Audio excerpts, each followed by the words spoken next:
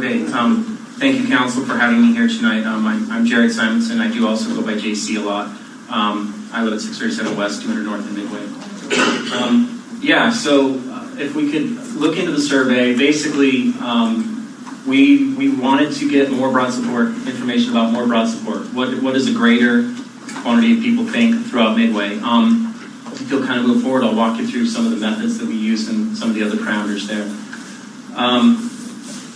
The survey was developed with input from an epidemiologist. This is someone who does surveys a lot to help do studies. She also happens to be my wife, so she would work for free, which is nice. We developed 18 questions. We also added some optional information. Really, all the questions were optional, but some of them were intended to really specifically be called out as optional. We use the REDCap system. This is something that they use a lot in universities. University of Utah hosts this, and it's available for people to use for things like this, especially those that know about it. We did ask that for eligibility, people were 18 years of age or older and full-time resident of Midway City.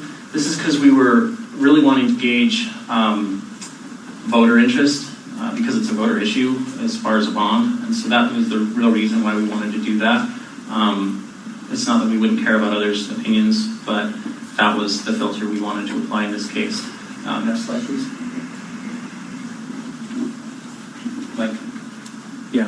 Okay, you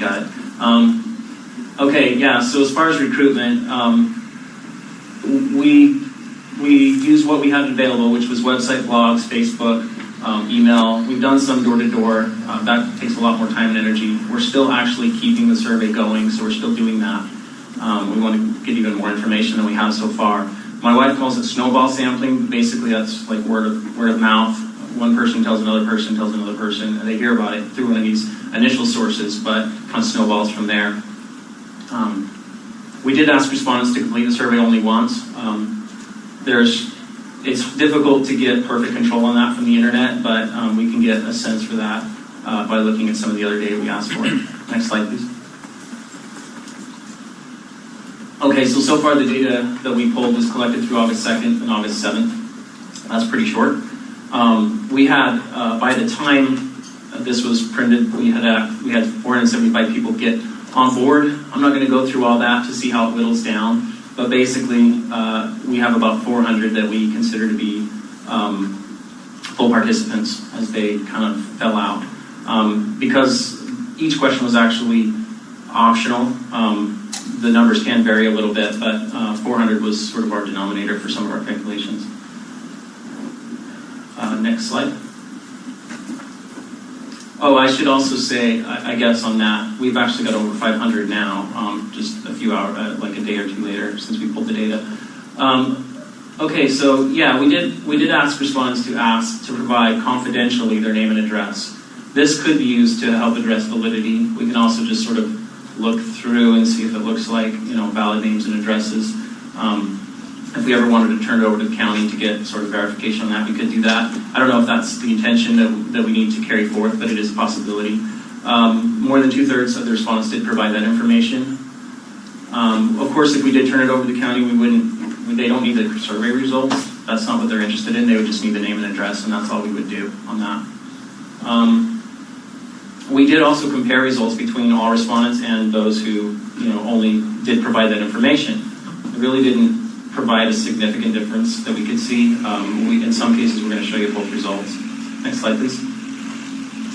Okay, let's look at actually some of the results here. So when you're doing a survey, one of the things you have to be concerned with is, do the demographics of the survey respondents correspond with the demographics of the population you're trying to get information about? So looking at that, we do see that we got what we wanted. 95% of respondents did claim that they were registered voters.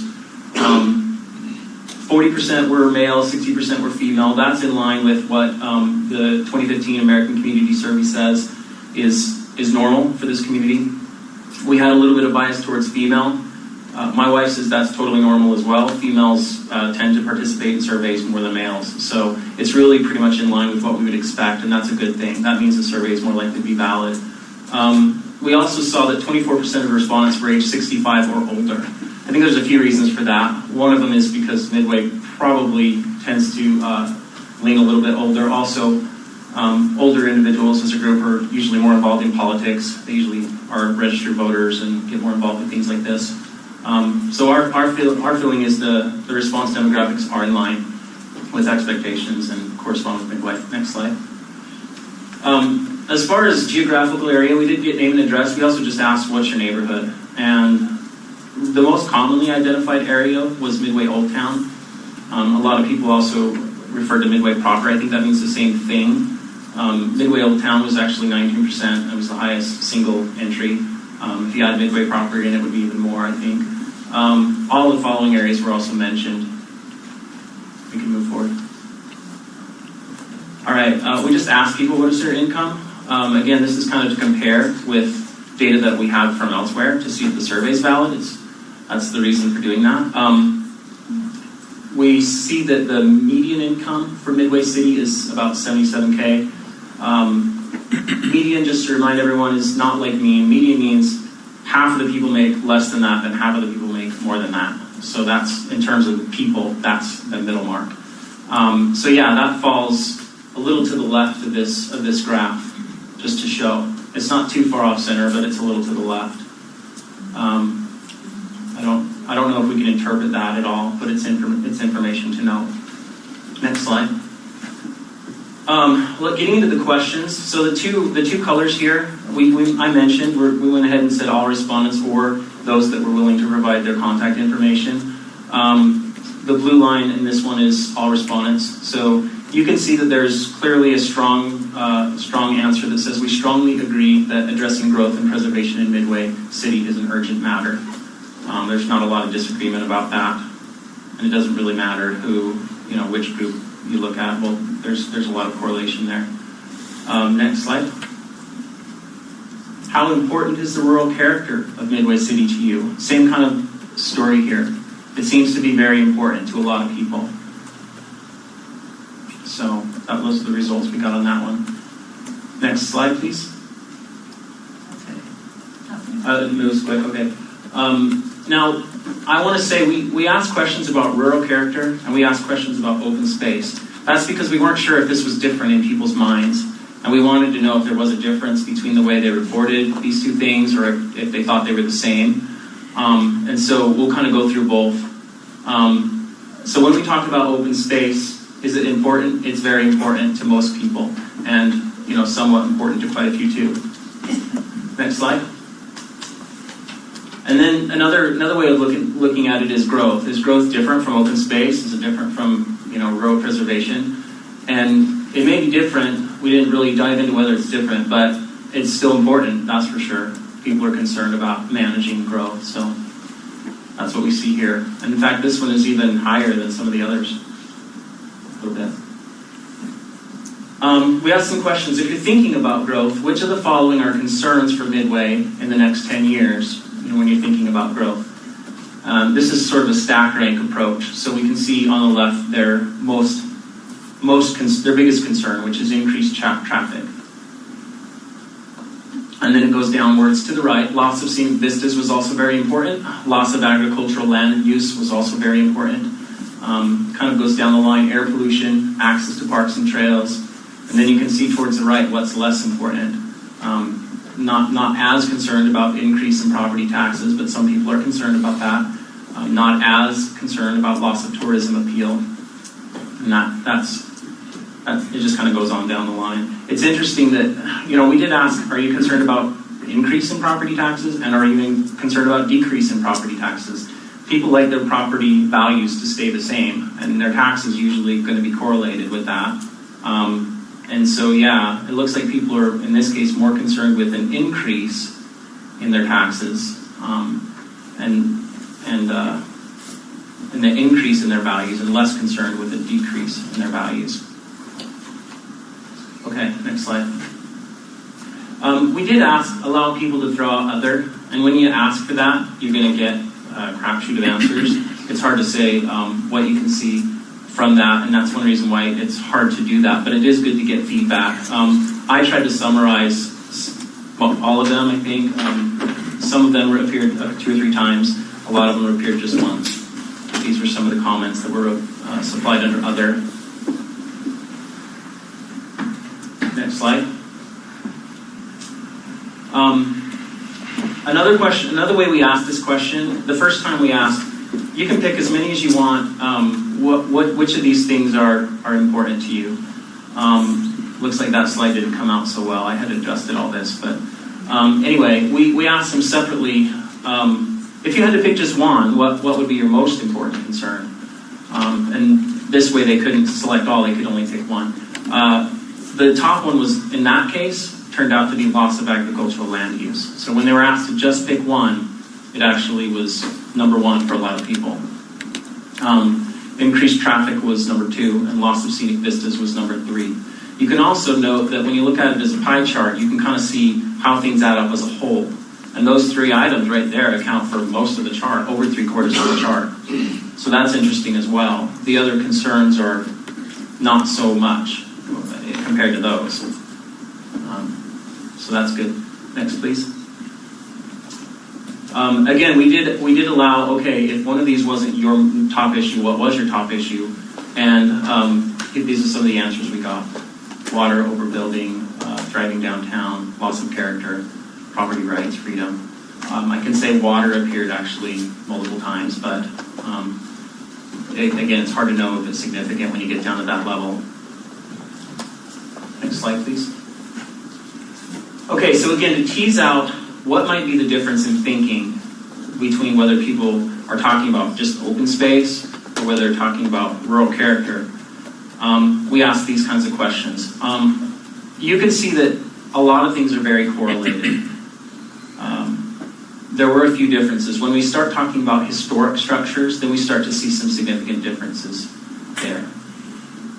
There's also kind of a difference when you're talking about small-scale agriculture.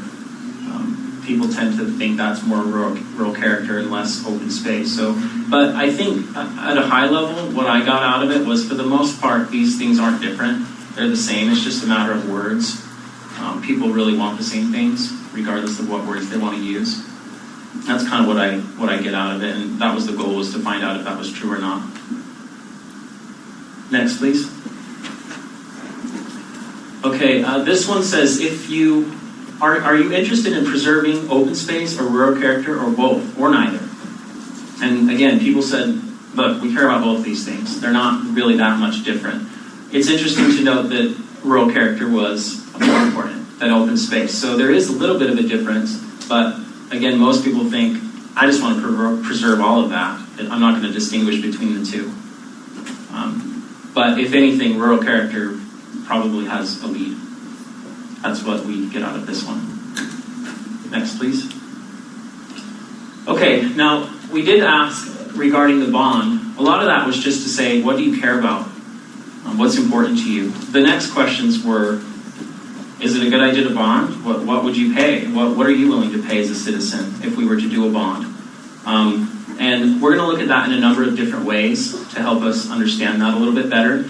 This is just across the board, just looking at everybody's answers. You can see that there were 14% who were not supportive. There was actually, if you look at everybody that was supportive, which is everybody that wasn't red, there's clearly a lot of support. But then we can break that down and say, well, how supportive are you? And that's where we can see, there's the up to 120, and there's also somewhere between the range of 120 to 240. And by the way, this is additional cost per year on your taxes, is what those numbers mean. And that's not thousands or anything, that's just 120. So you can kind of see, really the greatest support area is in that mid-range, 120 to 240 kind of a range. But there is really a surprising amount of support even beyond that. Next slide, please. But I felt like it was important to slice and dice that myself. I know that, it's easy to support something if it's easy, and for some people it's not easy. So I thought it was important to get some more information about that, just to kind of get more of a breakdown. We did ask people to provide their income so that we could correlate that with this data. So we do have these different categories that we had. So on the left is those that preferred not to answer. And again, we don't know what that means. Maybe they have an astronomical income and they don't want to talk about that. Maybe they have a minuscule income. I don't know. But So it's hard to know what to do with those answers, but we definitely have to tease them out and separate them from the other answers so that we can deal with the other answers, and that's kind of why that category is there mostly. But looking at the other ones, so if you look at each range, so incomes less than $100,000, we see that we have support. And again, the red line is kind of the not support. Every other color is the support. So there's a fair amount of support. There is some concern there as well in that category. And then the next category, incomes in the range of 100 to 150,000, support goes up, concern goes down. That's basically what I get out of that. And you get quite a lot of support in all categories. So in the higher category, again, you have a lot of support and not so much lack of support. So I think that's important to consider as you look at incomes and things. I think it's good to know that there is the most concern in the bottom bracket there, but on the other hand, there is support in all brackets. So that's good to know. Next slide, please. Okay, here's another breakdown. So the way the taxes are going to hit you is based on your home value. So we ask people to estimate their current home value. We don't know how accurate that is or how they know that. A lot of people have a sense, but it's hard to say exactly what your home is worth until you actually sell it. But I think this is a start at least. So the left category is those who don't own a home. And I would say if you don't own a home, you're not going to be paying for this bond. I don't know that your support for it matters that much or doesn't, or your lack of support for it, because it's not going to be hitting your taxes probably, unless, I don't know how it would. But so that category, I guess I'm just saying it's hard to say how you would interpret that category. We don't know what that means. Does it represent anything? I don't know. Same thing with the income. It's those that kind of didn't fit. But every other category, if you own a home, we can look at it. And I want to point out what I did along the bottom. I tried to align just estimates for what would a $6 million bond cost each category. So looking at the second category there, my home is worth up to $300,000.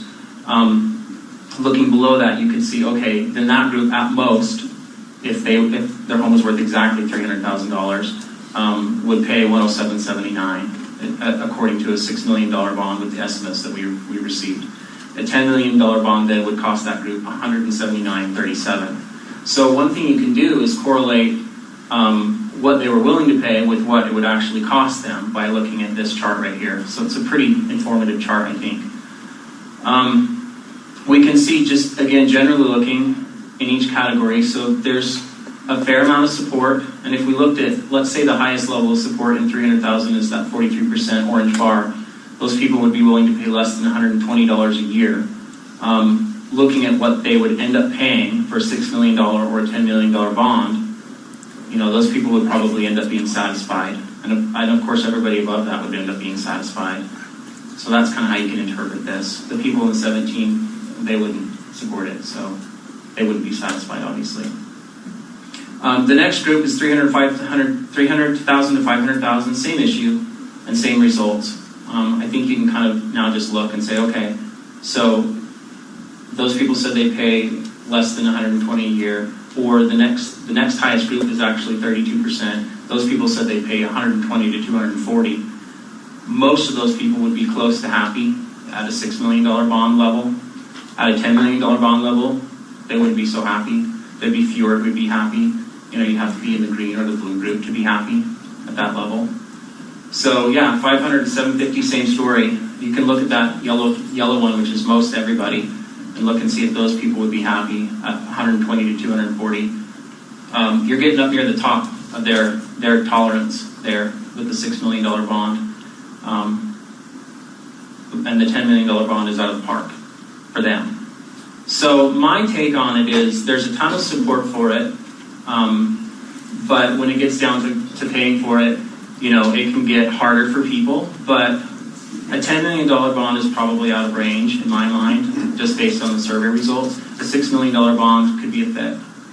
That's kind of my interpretation. I don't know if you want me to offer that, but I guess I'm offering it. That's okay. This is all just for education for right now. So just to think about it and go through it. Those are good comments. I appreciate it. I think that's the last slide. honest. Yeah, it is. So, I guess in closing, I hope that it's informative just to get a sense. We tried to do a really good job and get accurate results that would reflect the population. When it comes down to it, though, the only way to really find out what people want is to ask everybody and get them to actually say what they want. So I think this hopefully gets a good lead answer to give you a sense for how that would go. Appreciate the time that you put into that. Thank you.